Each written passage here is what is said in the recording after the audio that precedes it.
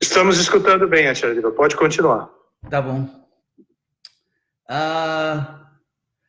Primeiro, bom dia para todo mundo. Fortaleza. Ceará. Eu fui uma vez a Fortaleza, gostei muito. Não faltava vento, posso dizer. E agora estamos reunidos para a segunda iniciação de Harishwari. E quero, antes de mais nada, parabenizá-la, porque é como se diz, um logro importante de poder assim realizar isso, de se qualificar para a segunda iniciação. Primeiro, como Krishna disse no Bhagavad Gita, pouquíssimas pessoas conseguem entender Krishna. Porque Krishna não é o candidato que eles esperavam, né, para Deus. No sentido, porque normalmente as pessoas, naturalmente, podemos dizer, pensam em Deus como um ser super poderoso que pode criar um universo que tem um código moral meio estrito e que tem poder de castigar e recompensar as pessoas, e pessoa que sabe tudo. Então, essa combinação de poder, de onisciência, do juiz supremo, que é uma imagem bastante comum nas religiões do mundo. E que tem certa verdade, porque alguém tem que fazer isso. Quer dizer, se sem juiz não tem justiça. Então, apesar disso, assim como, por exemplo, as crianças, é natural para muitas crianças entender os pais em relação a elas, as crianças, no sentido que se você tem bons pais, que os pais são aquelas pessoas que cuidam da gente, que os pais existem para cuidar de nós. E eu lembro que quando meus pais, às vezes, saíam à noite, claro que quando eu já tinha um pouco mais idade, mas quando eu saía com seus amigos, eu até pensava, por que estão saindo? Porque eles estão fugindo do seu dever, devia estar em casa cuidando da gente e fornecendo tudo que a gente pensar. Então, a ideia dos meus pais ter sua própria vida, claro, se for completamente necessário, mas obviamente seria melhor que fiquem aqui com a gente. Então, essa ideia de Deus ter sua própria vida,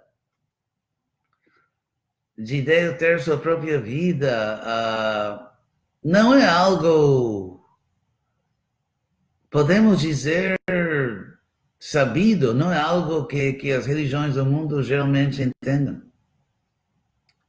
E Deus é definido nas escrituras do mundo quase que exclusivamente como um juiz, um rei,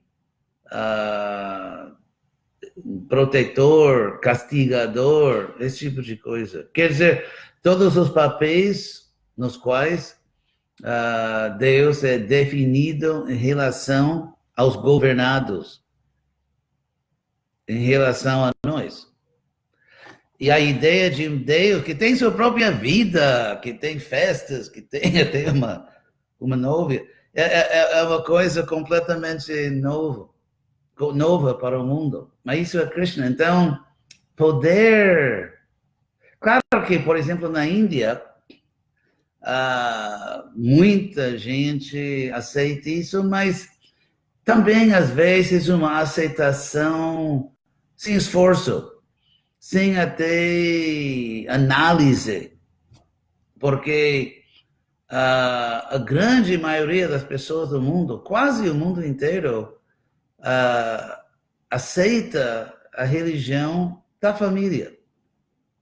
Porque isso é psicologia muito básica, que você nasce, você é um bebê, você é criado por seus pais, você aprende a falar, comer e outras coisas, e também aprende um certo sistema metafísico, podemos dizer, que Deus criou o mundo, que a gente leva a cabo certos rituais, e quando você morre, é isso que vai acontecer, que vovozinha morreu, mas foi para o céu, e um tal de santo a recebeu lá no portão do céu, e esse tipo de coisa, que tem uma certa verdade nisso, mas também a religião não é uma coisa que muita gente está fazendo compras de comparação, digamos que buscando algo novo, algo...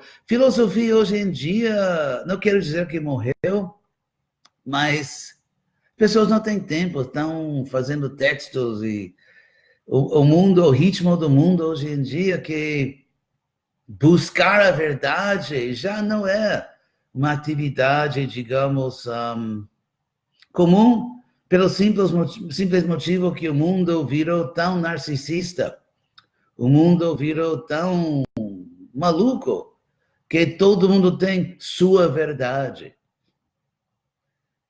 Deve ter gente no Brasil que fala assim, né? Que isso é sua verdade, a minha verdade é não sei o quê. Que, por exemplo, agora vocês estão em Fortaleza. Então, se você dizer, não, minha verdade é que agora estou em Singapura, você precisa urgentemente de tratamento psiquiátrico. Então, vocês que estão em Fortaleza, você não pode ter sua verdade geográfica.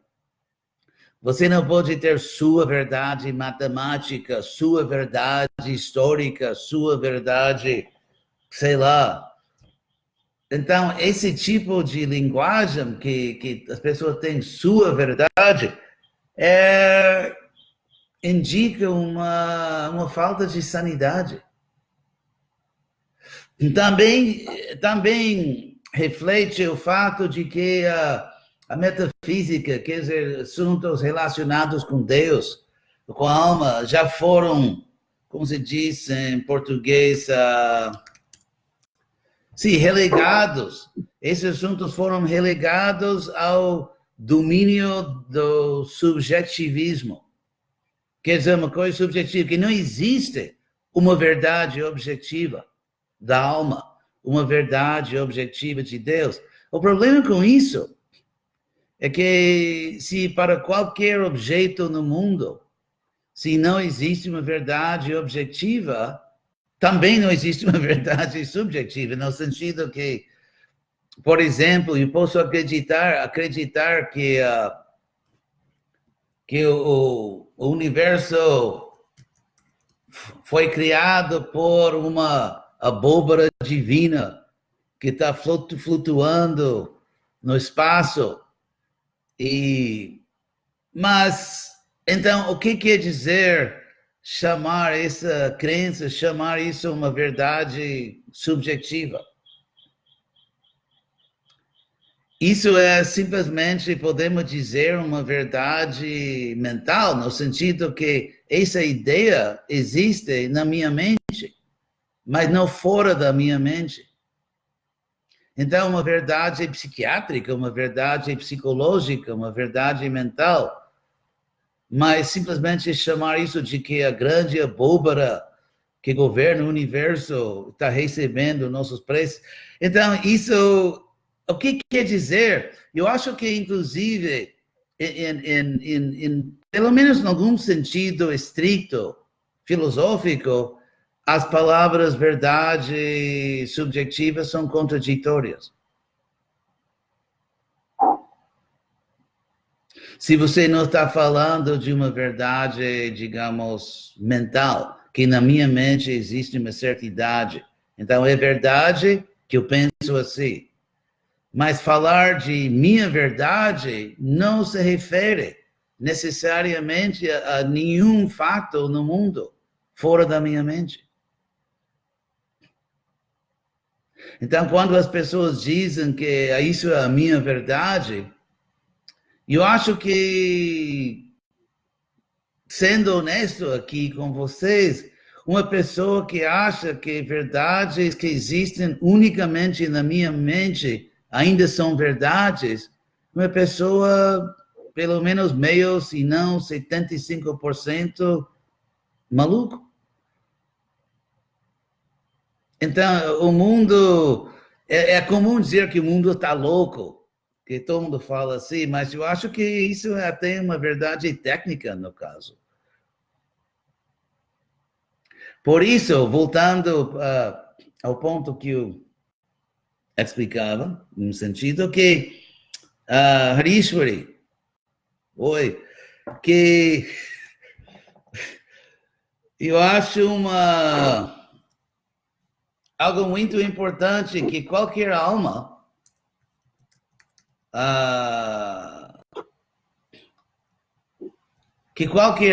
consegue isso de entender Krishna, de aceitar a verdade de Krishna, que indica uma seriedade filosófica e uma seriedade espiritual, e depois de poder praticar os ensinamentos dos grandes acharyas como Prabhupada, de ser fiel, de ser estável, consistente e chegar ao ponto de aceitar segunda iniciação, eu acho que é algo que merece ser muito apreciado.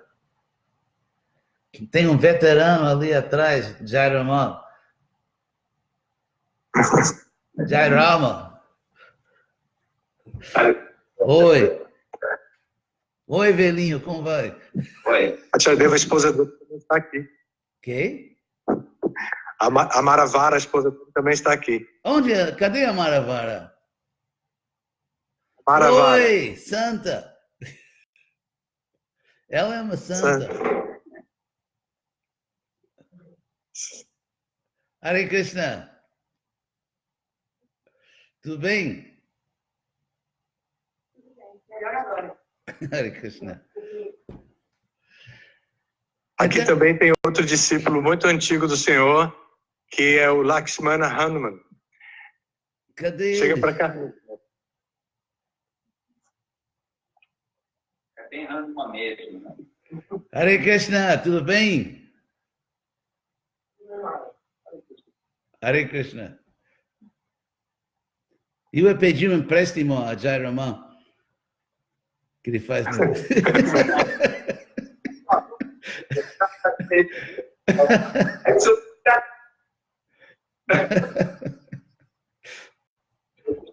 Você vai vir ao Brasil, né? Conta aí. Então, voltando para Harishwari.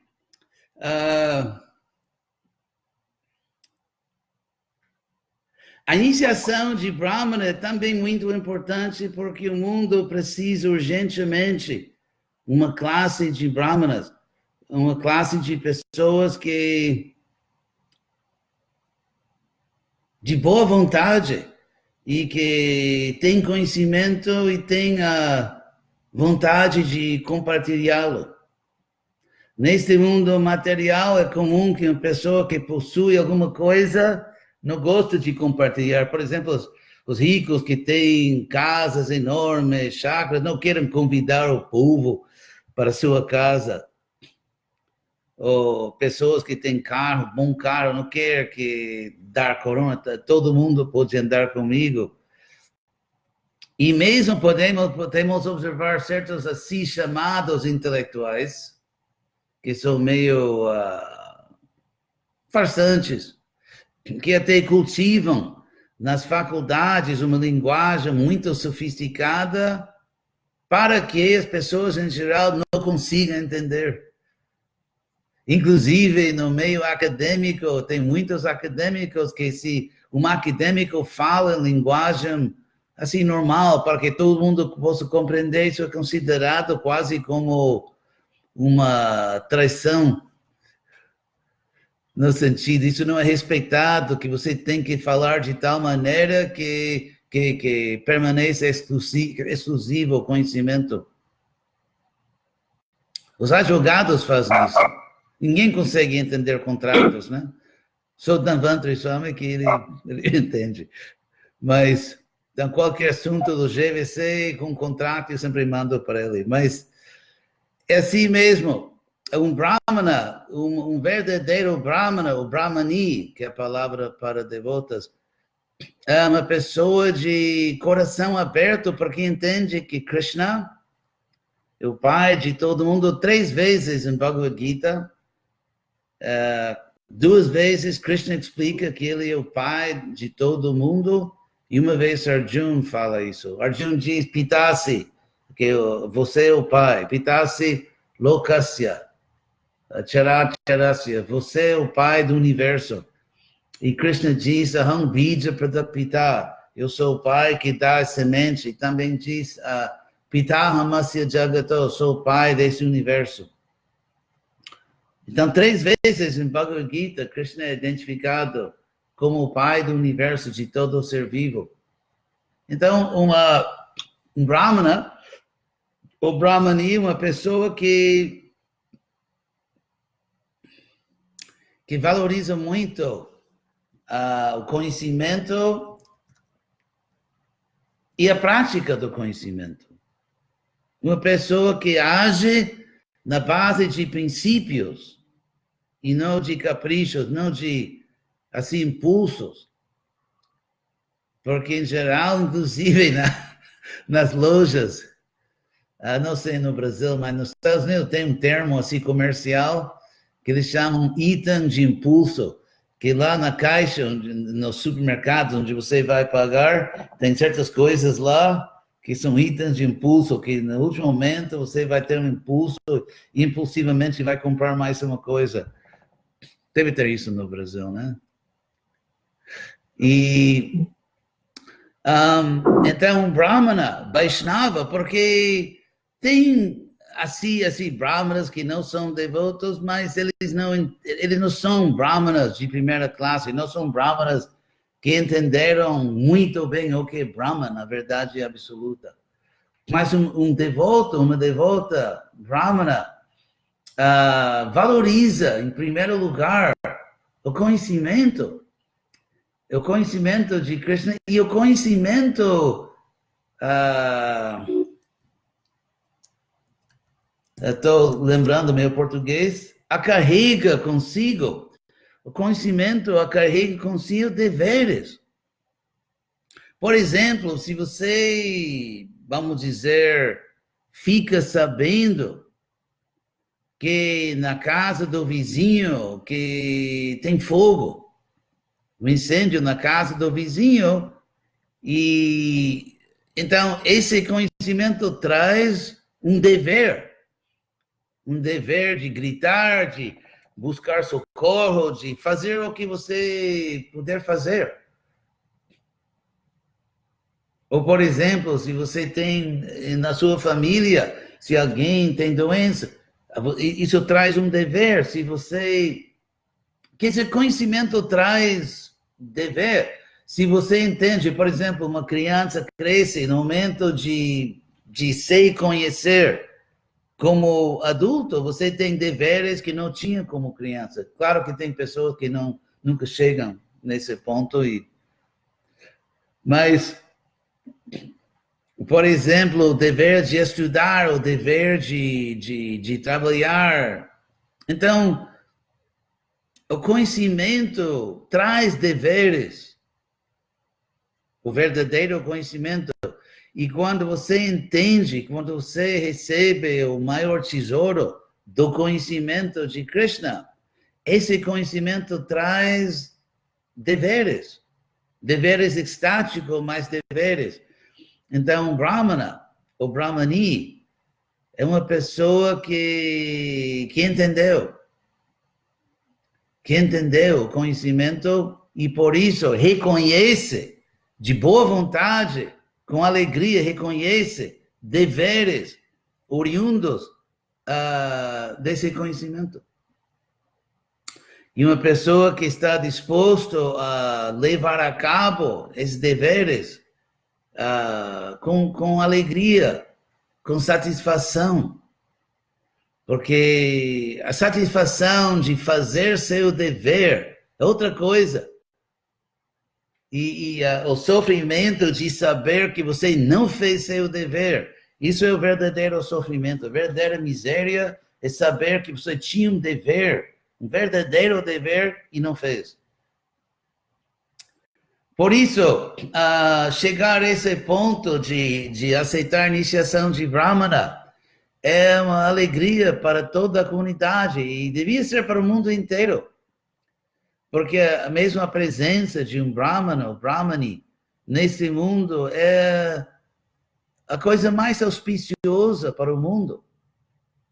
A presença de um Brahmana neste mundo traz esperança que o mundo talvez será salvo, que as almas serão salvas, serão iluminadas. E por isso o Prabhupada dizia que ele veio ao Ocidente, ele iniciou sua missão, seu movimento, querendo restabelecer a ordem de Brahmanas neste mundo. Eu lembro quando eu estava estudando na Universidade de Harvard. Então, Harvard está na área de Boston, cidade de Boston, e tem várias pontes, porque Cambridge, Harvard está numa cidadezinha chamada Cambridge, e está separada de Boston só por um rio, e tem pontes. Então, quando eu voltava do templo de Boston para Harvard, para a faculdade, e atravessava aquela ponte, tem uma placa bem antiga em Boston, uma cidade, a primeira cidade da América do Norte, realmente. Então, tem uma ponte antiga e uma placa antiga que diz, vou ter que traduzir do inglês, a comunidade dos sábios é o bem-estar do mundo. E em inglês, the community of the wise is the welfare of the world. A comunidade dos sábios é o bem-estar do mundo. Então, eu achei assim, bem consciente de Krishna isso. E por isso, a iniciação de Brahmana significa que uma pessoa está sendo certificada como um sábio. E isso é tão auspicioso para o mundo, de entender Krishna, porque para entender Krishna, nós temos que superar o ego falso, porque o ego falso não gosta nada de ter outra pessoa muito melhor que você. Ninguém quer pensar assim. Todo mundo está querendo ser a vida da festa. Todo mundo está querendo ser assim, o mais bonito no grupinho. E isso é natural para nécios. Então, assim, ficar feliz, ficar alegre que alguém é muito melhor que eu. Isso requer um coração aberto, livre de inveja, livre dessa vaidade completamente absurda. Então, um sábio é exatamente aquela pessoa que abre o coração a uma verdade superior. Assim como, por exemplo, os cientistas não conseguem, porque mesmo que descobram coisas incríveis, coisas cósmicas, mas tudo que eles descobrem é sempre material e, por isso, pode ser, em princípio, dominado ou controlado pelos seres humanos. Se agora a gente não consegue, por exemplo, controlar estrelas, é só porque agora a gente não chegou lá. Mas, teoricamente, a matéria, em qualquer manifestação, com qualquer poder ou tamanho, a matéria, como princípio, é dominável.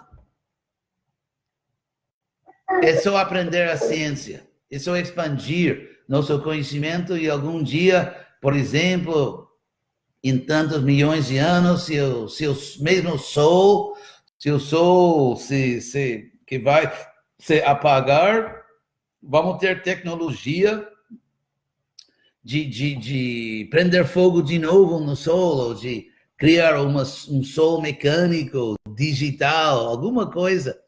Então, os cientistas vivem num mundo em que eles, teoricamente, com o tempo, adquirindo mais conhecimento, eles poderão dominar o universo inteiro.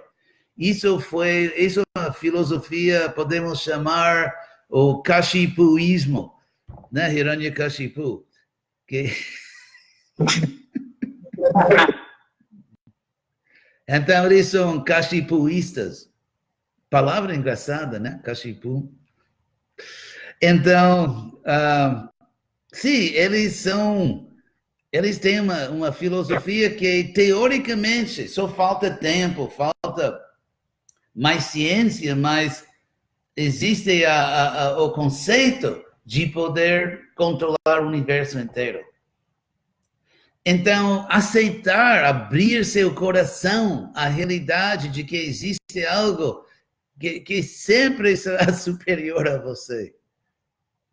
Isso requer um abandono, quer dizer, abandonar para sempre o egocentrismo. Que é um passo que, como se diz, que espanta muita gente. Porque seu alicerce psicológico, o alicerce da sua sanidade, da sua vida, seu alicerce psicológico é exatamente o egocentrismo. Eles lidam com o mundo, eles superam problemas, depressões, através do egocentrismo. Então, tirar isso deles é como se diz na Argentina, serrucharles el piso. Serrar assim o piso e a pessoa cai. Então, encontrar alegria, encontrar satisfação, amor e relação com o ser superior, infinitamente superior, requer um coração aberto e dedicado à verdade, relativamente livre de inveja, de vaidade. Claro que, por exemplo, como o Prabhupada mesmo notou, tem pessoas que entram no movimento Hare Krishna e muitas outras religiões exatamente para adquirir poder, não para largá-lo. Por exemplo, na ISKCON, essa outra igreja, uma vez que o poder é Deus, e uma vez que na grande maioria das religiões, Deus tem a cortesia de ser invisível, enquanto que os assim chamados representantes de Deus são bem visíveis. E nesse caso, mesmo Krishna está lá na deidade, mas se você não for super avançado, a deidade não vai falar para você, assim como eu estou falando para você. Então, as religiões também têm aquele jeito que você pode subir numa hierarquia religiosa e uma vez que você representa Deus, você pode se ensenhorear de outras pessoas de uma maneira fantástica. Eu não quero dizer que os líderes em Fortaleza, no Brasil, na ISKCON geral, são assim, mas tem gente, tem pessoas em todo o país do mundo, certamente nos Estados Unidos, conheço, mesmo na ISKCON, para não falar de outras religiões, líderes que estão curtindo esse poder, estão se aproveitando da filosofia de Deus. Por exemplo, se você é um governador, não vou falar presidente para não assim baixar o astral, mas, por exemplo, se você é tanto nos Estados Unidos quanto no Brasil, estamos pagando qualquer karma, né? Com os governos que temos. Mas se você é um líder de um governo, você representa o Estado. Tudo bem, o Estado, mas você pode ir para outro país, aí você se livra desse poder. Então, assim mesmo, representar o Estado é certamente algo, mas ou representar uma firma, você, por exemplo, presidente de uma firma, mas representar Deus é muito além disso. Então, tem certas pessoas que têm a maior vaidade. Tem pessoas até assim, com problemas assim, que escolhem religiões, porque a religião oferece, às vezes, a melhor oportunidade de se ensenhorear de outras pessoas. E, felizmente, no Brasil temos muitos bons líderes.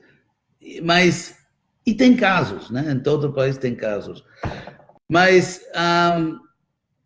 vocês são afortunados que Danvantri Swami está lá no Brasil, que é um verdadeiro santo. E eu sou... nosso cameraman. Quê? É nosso cameraman, Jardel. Eu sou fã de Danvantri Swami.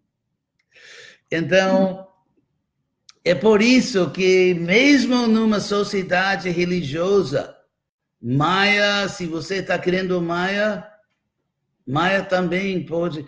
Quer dizer que Maya está presente não significa que o movimento religioso é mundano, não é o reino de Maya. Uma sociedade espiritual é o reino de Krishna, mas Maya também é devota de Krishna. Então, mesmo no reino por exemplo, se você vai num evento, até um teatro grande, um jogo de futebol, algo assim, que tem polícia.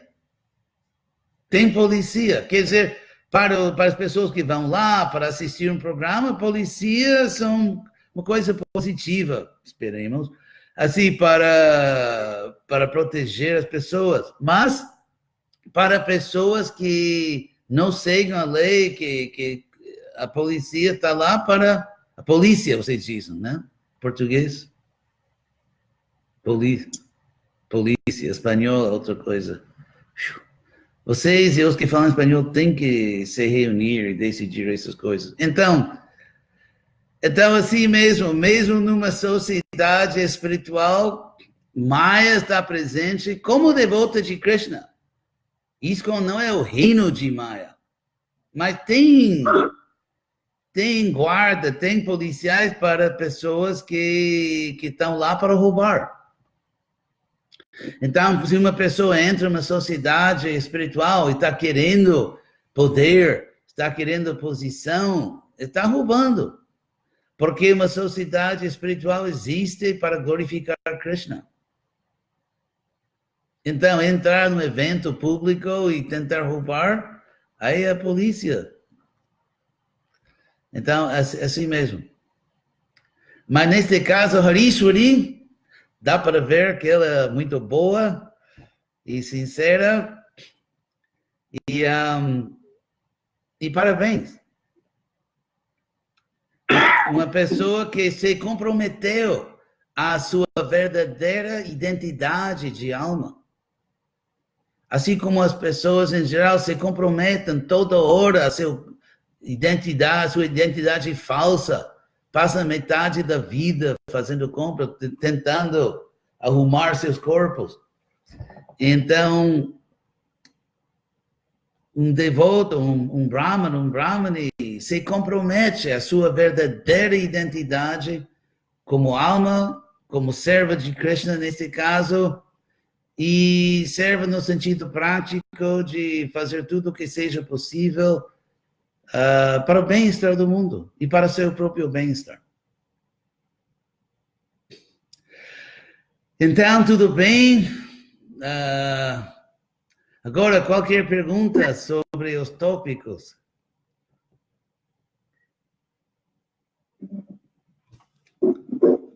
Vamos ver como se diz no Facebook. Se tem... Se tem perguntas. Nada? Tá bom. Menos trabalho para mim.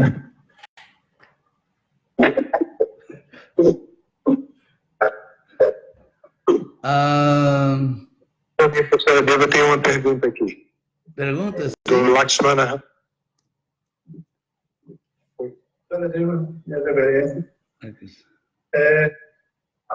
Sobre essa coisa que fala tanto nas escrituras, que é a misericórdia sem causa. Tem um momento até apropriado para falar um pouco sobre essa misericórdia sem causa, né? Se eu pudesse explorar um pouco sobre essa misericórdia sem causa, Sim. nós agradeceríamos.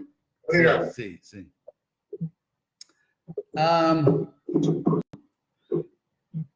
Primeiro, antes de mais nada, a palavra misericórdia significa já, sem causa. Por exemplo, um juiz que decide, tudo bem, eu podia dar uma pena muito mais pesada, mas não vou fazer. E vamos dizer que o juiz não tem outros motivos, não foi pago, não é que o acusado ou condenado é seu irmão ou filho. Então, misericórdia, que é realmente misericórdia, não é um negócio, não é nepotismo, é misericórdia. Isso significa, sim, outra causa. Agora, o termo misericórdia sem causa, causeless mercy, que a gente usa muito, é um tipo de, o que eu chamo, tecnicamente, uma redundância didática. Às vezes falamos a coisa duas vezes para enfatizar, como eu estou com muito fome, ou algo assim. Então, o segundo muito já é redundante. Mas, então, dizer misericórdia sem causa é simplesmente enfatizar o significado da palavra misericórdia. Agora, o perigo filosófico aqui, como eu sempre tento frisar, o perigo filosófico é quando a gente usa um termo que não se encontra nas Escrituras. As Escrituras não falam de misericórdia sem causa. É um termo que começou em inglês. Então, o perigo é de mal interpretar. Porque se você tem um termo nas Escrituras, é muito provável que as Escrituras também definam esse termo. Mas quando um termo como misericórdia sem causa não aparece nas Escrituras, aí existe o perigo de dar uma definição incorreta. Que acontece muito com esse termo misericórdia sem causa. Como, por exemplo, os devotos às vezes num ataque de humildade, dizem, por exemplo, que eu não mereço ser devoto, eu mereço ser não sei o que, alguma coisa super baixa. Agora, como uma expressão de humildade, tudo bem.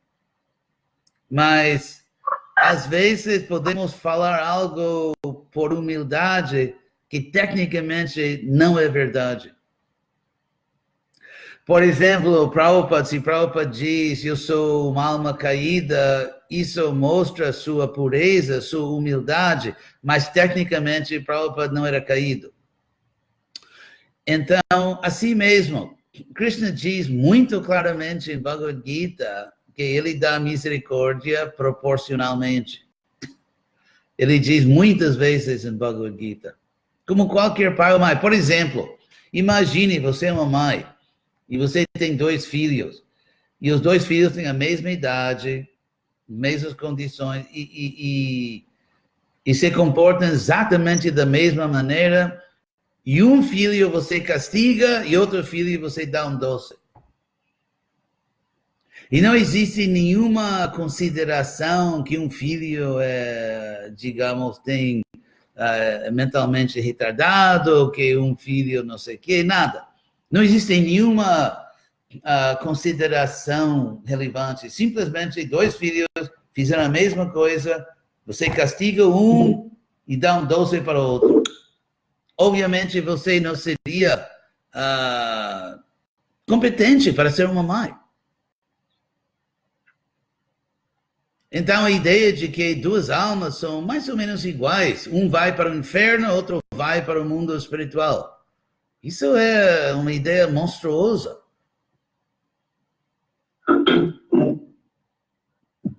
O Pai Supremo não mereceria o nome de Pai do universo.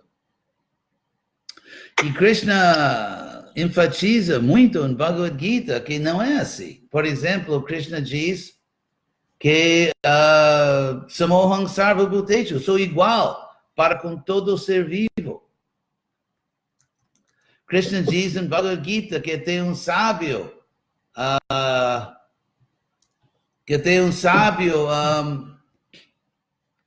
vê todo ser com visão de igualdade. Krishna diz, Jejatama Prapadyate, assim como toda alma se aproximar de mim, eu vou reciprocar exatamente com toda a alma. Então, essa ideia de que, como é que você virou devoto, foi misericórdia sem causa, isso não é a nossa filosofia. Se você está sendo humilde, tentando ser humilde, tudo bem, mas isso não é a filosofia, é simplesmente falar algo que exprime, digamos, uma emoção como humildade, mas não é uma afirmação filosófica certa. E também Krishna diz, por exemplo, inclusive, existe a ideia de que, por exemplo, podemos simplesmente cantar Hare Krishna e quem ouvir, mesmo sem qualificação, vai receber misericórdia sem causa. Sim? Krishna diz em Bhagavad Gita, no capítulo 6 de Bhagavad Gita, Krishna explica sobre as circunstâncias sob as quais as pessoas se tornam devotos. Claro que uma pessoa se torna devota porque... Então, nas escrituras, o que houve com câmera? Estou vendo o teto do quarto. Não, estou vendo a mão de uma pessoa, uma entidade viva.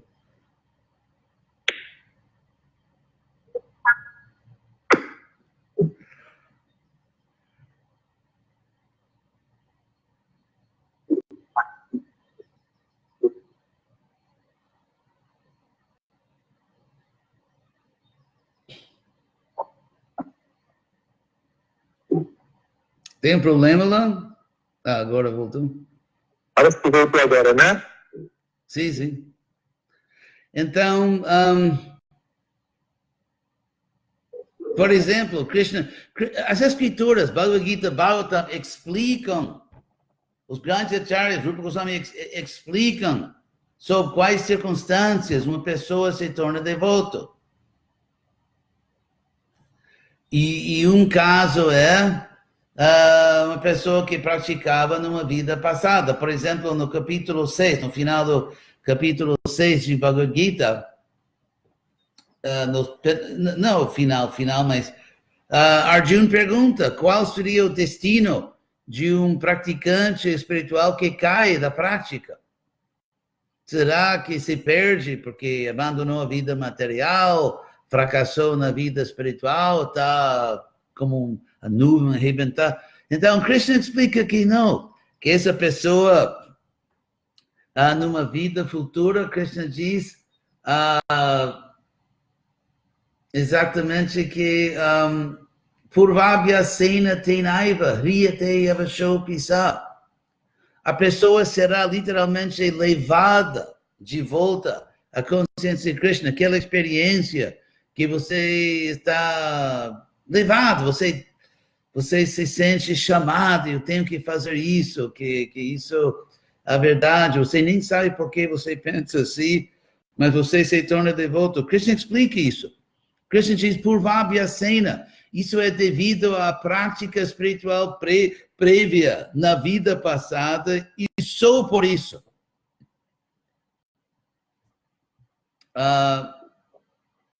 Congelou? Vocês estão ouvindo? Estão ouvindo aí? Estamos sim. Sim. Então, Krishna diz que é só por isso. Só por isso. Então, a pessoa que nem sabia por quê, viu o movimento Hare Krishna na rua, em qualquer lugar, e se sentiu assim chamado. Krishna explica, isso é unicamente devido à prática espiritual na vida passada. Agora, tem outros casos, por boa associação, como que uma pessoa ouve sobre Krishna, ouve que tem boa associação. Rupa Goswami explica isso, Adoshadha, que no começo você tem pouco de fé em Deus. Tataksadu Sangha, você aceita associação com devotos, você acha uma coisa boa, e você começa a fazer, por exemplo, se você se associa com devotos, você naturalmente ouve de Krishna, canta e faz algum serviço. Então, tem pessoas que são persuadidas. Então, Krishna, mas em Bhagavad Gita, Krishna nunca fala de uma pessoa que simplesmente misericórdia sem causa. Por exemplo, a Jamila, no sexto canto do Bhagavatam, ele já era um devoto. Ele já era um devoto, até um bom devoto, que tinha alcançado um certo nível assim espiritual. Então, o caso de Jamila mostra o que Krishna diz em Bhagavad Gita, Nehabhikramanashosti, que nesse processo não tem perda ou diminuição, e tudo que você logra, tudo que você alcança na consciência de Krishna fica sempre com você, e no futuro agirá e trará você de volta. Então, isso é o caso de Jamila. A Jamila simplesmente recebeu o benefício da consciência de Krishna, e ele tinha conseguido pela misericórdia de Krishna, mas não misericórdia sem causa. Jamila era praticante quando era jovem. Então, eu não quero dizer que Krishna não é misericordioso. Ele é misericordioso, mas ele é misericordioso com todo mundo. Isso é o que Krishna diz em Bhagavad Gita, Suridam Sarvabhutanam. Krishna se descreve como bem-querente de toda a alma. Então, se você quer falar de misericórdia sem causa, no sentido que Krishna é misericordioso igualmente e com justiça para com toda a alma, sim. Mas se você significa misericórdia sem causa, que uma pessoa recebe vida espiritual, outra não, apesar de que as duas têm qualificação igual, isso não é a nossa filosofia. Então, é bom saber logo, né? Que Krishna tem justiça no reino de Deus. Krishna é um bom pai, uma boa mãe. Krishna diz, Pitaha Masya Jagato, sou o pai do universo, Mata, e também a mãe do universo. E por isso, Krishna é um bom pai, uma boa mãe, justiça, igualdade. E por isso, se queremos atrair as pessoas à consciência de Krishna, temos que realmente persuadi-las. E não que pensar que podemos manipular a população nacional, podemos manipulá-la cantando, e eles nem sabem o que está acontecendo, porém estamos manipulando as pessoas para que se tornem devotos. Porque Krishna diz no último verso de Bhagavad Gita, capítulo 17, Shadaya hutam datam tapastaptam kritam chajat asariti uchate parta nachatat pretya noiha que qualquer atividade religiosa ou espiritual, se uma pessoa faz sem acreditar no que faz, o resultado é muito pouco nesta vida e na próxima. Nesta vida e na próxima. O resultado é asat, que pode significar irreal ou irrisório. Krishna diz em Bhagavad Gita, as pessoas recebem benefício quando fazem coisas conscientemente. E por isso, nosso dever é de mudar a consciência das pessoas, ou tentar, através de persuasão, de persuadir, de explicar, de fazer amizade. Isso é Krishna que está falando. Como aquele ditado antigo, não matem o mensageiro.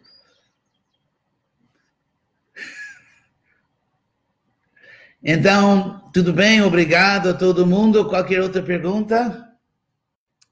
Duas pelo preço de uma, né? Porque só hoje.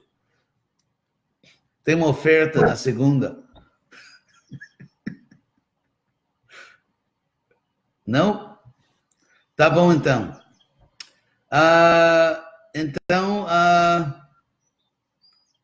Sobre a segunda iniciação, obviamente isso vamos ter que fazer privadamente, né? Então, Dhanvantari Swami. Sim, Acharya. Oi, Sua Santidade. Então, vamos encerrar o programa público, a conferência, e depois vocês vão me chamar de outro lugar e vamos dar a segunda iniciação. Ok. Muito obrigado, Acharya, por sua associação. Obrigado a vocês. Realmente um prazer para mim poder participar no programa de Fortaleza. Eu sempre achava assim uma boa cidade. Não sei, não consegui voltar, mas estou com vocês agora e agradeço a todos os devotos que estão servindo a missão de Prabhupada. Sem dúvida, Prabhupada está muito satisfeito com vocês. E até a próxima. Hare Krishna. Aqui estão as deidades. Sisi Gornitai. Gornitai. Hare Krishna. Muito obrigado, Acharya Deva. Hare Krishna. Até logo. Facebook. Obrigado a todo mundo. Graças a todos. E até logo. Hasta luego.